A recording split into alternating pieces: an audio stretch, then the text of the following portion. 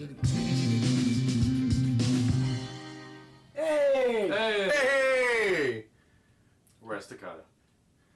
And This his record of the day. of the day. So I brought in a record that I love, and I don't know if you've heard this, but if you haven't, let me tell you a little about it.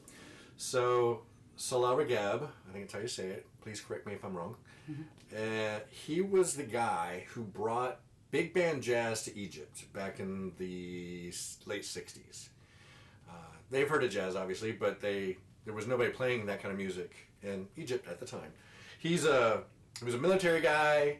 He worked his way up. He was like the head of a tank battalion, and they even left him for dead. He had to walk back through the desert because everybody thought he was dead and just left him there. Anyway, super cool dude. He ended up becoming the head of the military band. So he handpicked out of thousands of musicians, 20 of them to be in his Cairo jazz band.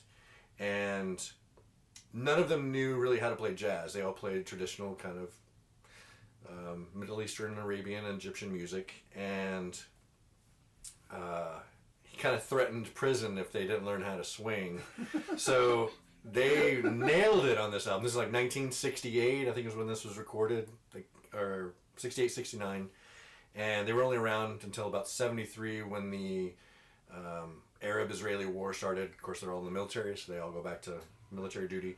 But this is a killer album, and it starts off with Ramadan and space time, and it's almost like a prayer, like a Ramadan prayer begins with a sort of chant from outer space. Just kind of great way to start the album. And the entire A side is great, but it really just prepares you for side B. And the first track on that is Egypt Strut. That is probably the most famous song on the record. Anyway, years later, about the 80s, he played with Sun Ra.